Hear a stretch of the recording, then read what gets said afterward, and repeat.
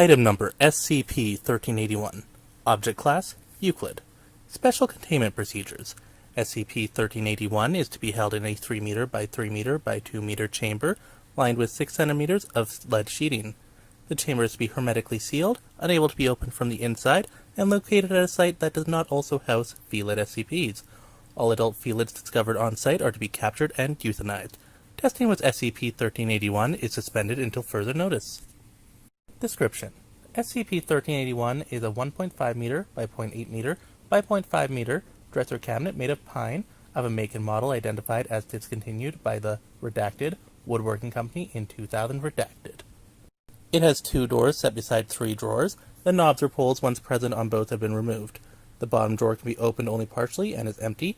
Neither the other drawers nor the doors can be opened manually. The surface of the wood on the left side of the cabinet is shredded and stained with blood. Testing has found the blood to be feline. Imaging has shown the interior to be empty and otherwise consistent with that of a typical cabinet of its make and model. SCP-1381 has the ability to attract felids with an area of effect approximately 15 kilometers in radius. SCP-1381's secondary effect varies depending on the species of felid coming into contact with the object. When Felis catus is introduced to SCP-1381, it will begin rapidly digging at the left side of the cabinet, often vocalizing distress. After 1 to 5 minutes of digging behavior, the right door of SCP-1381 will swing open and the animal will enter, the door swinging shut immediately behind it. Attempts to interfere with the felid's behavior will be met with violent resistance. Imaging of SCP-1381 up to 10 hours after a subject enters the cabinet is impossible, as images will be completely black. Pantherines will rub their cheeks against the corners of SCP-1381, often vocalizing contentment, and display territorial behavior if interfered with. After rubbing has continued for at least 5 minutes, the right door will swing open and the animal will enter. Despite subject's size often being greater than that of the opening, no subject has been observed to be unable to enter the cabinet, only to have difficulty in doing so. Imaging again proves ineffective for 10 to 20 hours after a subject enters the object. Current testing indicates that it is not possible to prevent the door from either opening or closing with conventional methods. Addendum: a period of time between 10 and 20 hours after a big cat enters SCP-1381, both doors will open and instances of SCP-1381-01 and SCP-1381-02 will emerge.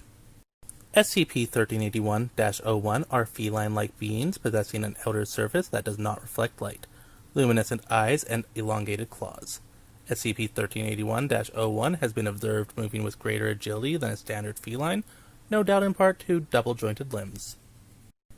SCP-1381-02 are redacted. Luminescent eyes and elongated claws similar to SCP-1381-01, but lacking the dark pigmentation. SCP-1381-02 are significantly larger than redacted, and display increased speed, strength, and endurance, and redacted. SCP-1381-02 are capable of directing SCP-1381-01 via redacted. Testing has yet to determine the precise circumstances, rates, or time frame for this emergence. See test logs and incident log 1381-01 for further information. Test 1381-02, date March 5th, redacted, 12:45. Test subject: 1 Felis catus, male adult, wearing cloth leash and harness, leash held by research assistant. Test to see if animal is retrievable after entering the object. Results: subject exhibited digging behavior as expected. Behavior continued despite damage to subject's paws severe enough to cause bleeding. Door opened after 3 minutes 10 seconds and subject ran inside. Research assistant unable to retain hold on leash, which disappeared into the object, followed by door swinging closed. Test subject lost. Test 1381-03, date March 5th, 1330. Test subject: 1 feline catus, male, 3 months old, tethered by cloth leash and harness, leash secured to metal anchor and floor. Test to see reaction of juvenile felines to SCP-1381. Results: test subject showed great interest in climbing research assistant's trouser leg, showed no concern for object. When placed atop it, subject began vocalizing distress after 2 minutes due to difficulty in reaching the floor. Test stopped and subject recovered. Test 1381-04, date March 6, redacted, 9:15. Test subject: 1 Felis catus, female adult, tethered by harness and 3 meter of stainless steel grade 100 chain to a metal anchor driven into the testing chamber floor.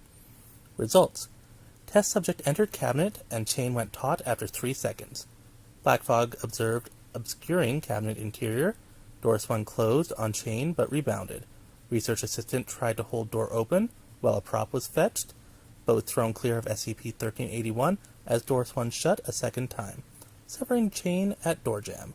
Test subject lost. Research assistant treated for minor injuries. Test 1381-05, date March 6, redacted, 1500. Test subject: 1 Felis catus, female adult, tethered by harness and 15 meter of stainless steel grade 70 chain to a metal anchor driven into testing chamber floor.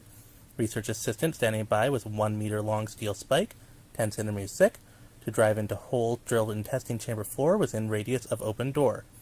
Results: test subject entered cabinet, chain went taut after 15 seconds, giving research assistant enough time to place spike. Attempts to draw chain out of cabinet ineffective. Intense, approximately 90 decibel squealing noise heard as metal spike bends at 90-degree angle. Researchers report severe oral discomfort. Cabinet door swung shut, severing chain at door jam. Test subject lost. Test 1381-06, date March 7th, redacted, 11:20. Test subject: 1 Felis catus, male adult, without harness. SCP-1381 is wrapped in 10 meter of stainless steel grade 70 chain, secured with a high-quality security combination lock, with the left-hand panel free for testing. Test to determine whether SCP-1381 can be held shut. Results: feline behavior as expected. SCP-1381 began to shake 1.5 minutes after digging behavior started. Shaken increased in violence, right door seen straining against chain. After 3 minutes 20 seconds, test subject's paws began bleeding. After 3 minutes 45 seconds, test subject began to dig at chain securing doors. Chain begins to bend. At 5-minute mark, chain breaks, releasing debris and injuring testing staff. Test subject unharmed and entered cabinet. Lost. Test 1381-07. Date March 9th, redacted, 10 o'clock. Test subject: 1 Panthera pardus, female adult. Test to see reactions of larger felines to the object. Result: test subject began vigorously rubbing cheek against left front corner of cabinet while grunting. Behavior continued for 5 minutes 40 seconds before door opened and test subject entered. Test subject lost. Test 1381-08. Date March 9th, 1500. 1 Panthera tigris, male adult. Subject is wider at the shoulders than door opening. Results: results similar to test 1381-07. Door opened after 8 minutes, 30 seconds of cheek rubbing and Pruston. Entry hampered by subject size. After repeated attempts by subject to gain access to inside of object and damage to testing room floor, opening was seen to bend around subject. Test subject lost. See Incident Log 1381-01. Incident Log 1381-01, Level 3 clearance required. Access granted. Date March 10th, redacted, 1 o'clock. Location: site redacted. Description: at 106, report of knocking from inside SCP-1381's containment chamber by security guard, redacted. Security detail assembled to gain entry to containment chamber. Upon opening of chamber door at 111, security was overwhelmed by emergence of 143 instances of SCP-1381-01 and 2 instances of SCP-1381-02 from testing chamber, resulting in death of entire detail. Physical features of SCP-1381-02 are consistent with fur patterning of subjects 1381-07 and 1381-08, though SCP-1381-02 are approximately 1.5 times larger than test subjects. At 113, containment breach alarm sounded. Security teams dispatched to contain threat. SCP-1381-02 appeared to be leading SCP-1381-01 towards entry of site redacted, with the larger instance directing SCP-1381-01 in teams against security forces. Security footage shows standard issue bullets ineffective against SCP-1381-01, passing into but not out of creatures. SCP-1381-02 seen using SCP-1381-01 as shields against incoming fire. At 120, attempt is made by 2 security team members at request of command to establish communication with SCP-1381-02. Communication established for 40 seconds before SCP-1381 attacks, resulting in 2 casualties.